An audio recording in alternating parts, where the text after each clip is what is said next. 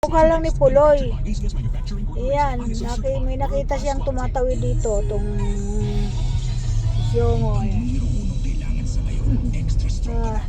Ang sabi niya, yung lagi niyang kasama dun sa si Puloy daw. Sabi ko hindi yun si Puloy. Nakita lang niya kamukha ni Puloy. May kamukha pala si Puloy, mga busing, mga idol.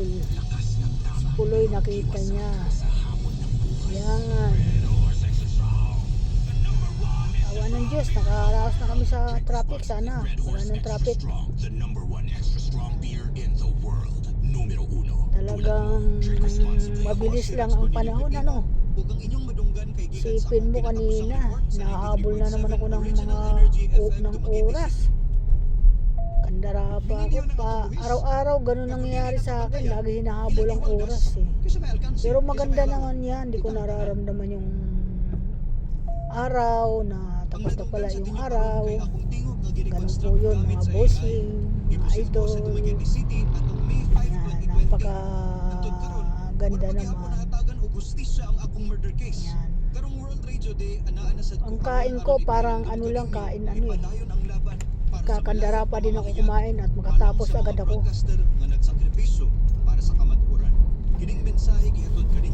Dami kong iniintindi. Nawawala na ako sa hulog. Thank you so much.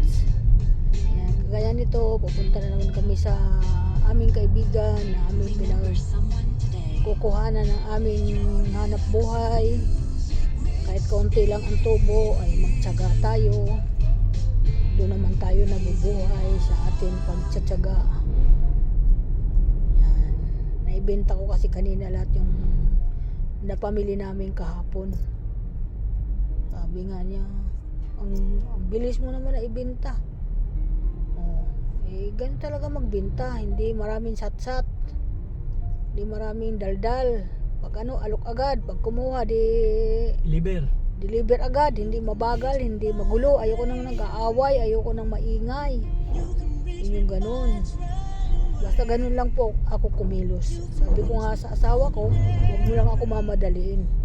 Dahil yun, doon tayo nagkakagulo sa ganun. Yung madalian na kilos. Dahil di ko na kaya ng madalian na kilos. Masakit nga yung balakang ko Parang nahirapan nga ako gumalaw sa balakang ko. Pinipilit ko na lang. Yung nahulog nga ako sa upuan, yung nasira yung upuan na plastic na inuupuan ko, bumagsak ako Tumama yung balakang ko, yung kalahati ng balakang. Kaya yan, mga busing. Ayan, sabi ko nga Hindi ko naman din alam na sira pala yung upuan. Kaya ayan. Pero di ko naman iniintindi. Nawawala na lang yan. Mahirap kung intindihin mo pa yan. Dagdag stress pa yan. Sabi nung anak ko, pa-extra ko daw. Hindi na. Hindi ko pa-extra. Ako madagdagan na naman yung aking gamot. Sabi ko, wag na. Itiisin ko na lang.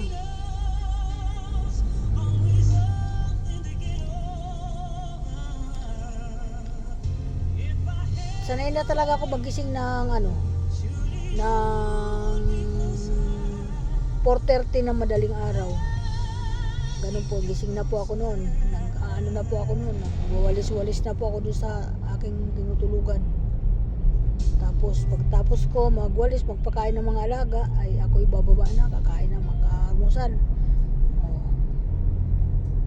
Yung tindahan ko, nakabantay yung anak ko. Huwag mo sabi ko yan, iwanan. Mamaya may asikasuhin naman ako pagdating ko. Yung akin tinan, kakausapin ko dahil doon sa internet. In-applyan ko na lang sila ng internet na panibago kasi ang hirap yun. Hindi ko maabot sa kanyang internet. Kasi parang border ko lang yun. Walang pamilya na nakakasama siya. Ganun. Ang isa lang man siya. Kagabi nga dumating, wala siyang tubig daw. Naiinumin siya. So sabi ko, halika, sumama ka sa akin at bibigyan kita ng tubig. Binigay ko sa kanya isang galon na tubig, isang container. Yan, tuwan-tuwa kasi may tubig na siya. Hindi naman niya alam kung saan ang bilihan ng tubig Kaya binigyan ko siya ng tubig.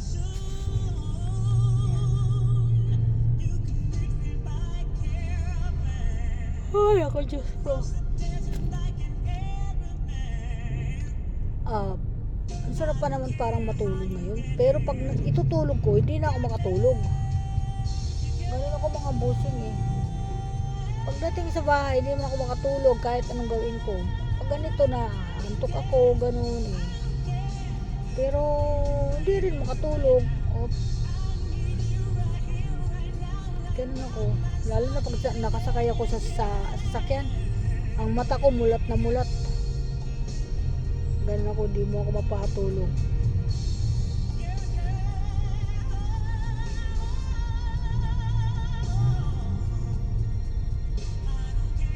Naabot kami ng traffic dito eh.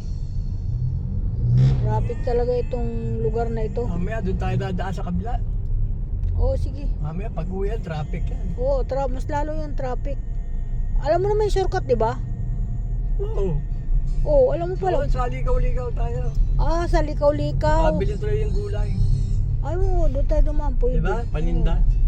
Yung baka mura lang sibuyas. Oo, yung mga patatas ba? Meron ba yan doon? Oo, patatas. Wala na ako patatas eh. Wala na?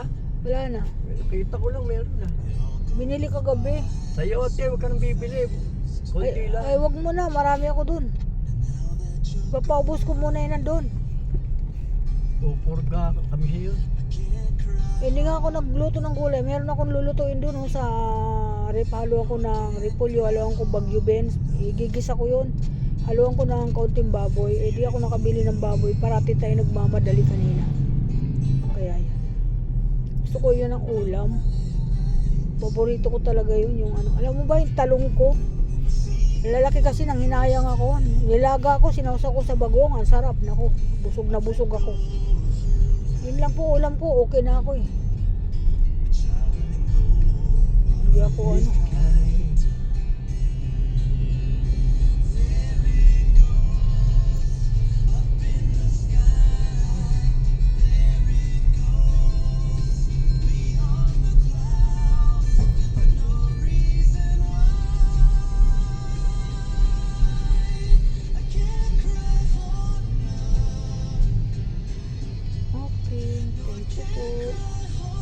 Ingat po lahat mga busing, ingat po lahat mga anak ko, ingat. Good afternoon po sa lahat po, welcome to my vlog.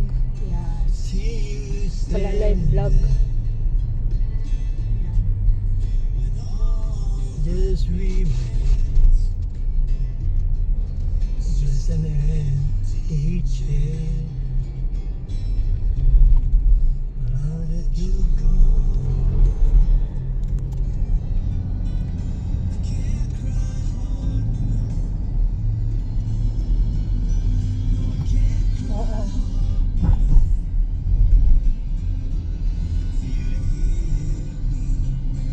Mga ganyan na ano, langanin ako.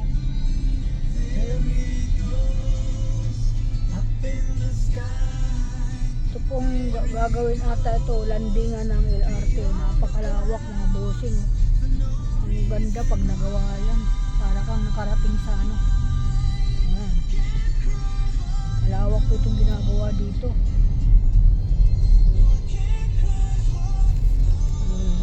Ginagawang tulay dito. Pag babiyahe ng LRT. Kumbaga minuto na lang. Makakarating ka na agad sa pupuntahan mo.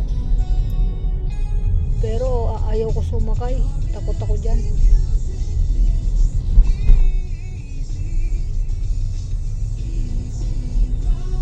Saka mawawala na rin ang traffic dito kasi lilinisin na nila yung kalsada. Lahat ng mga ginamit nila ay tatanggalin na. O diba maluwag na. Yan po. Pag naayos na yan, ito mo yan. Tingnan mo kaganda. Building ng mga ginagawa nila.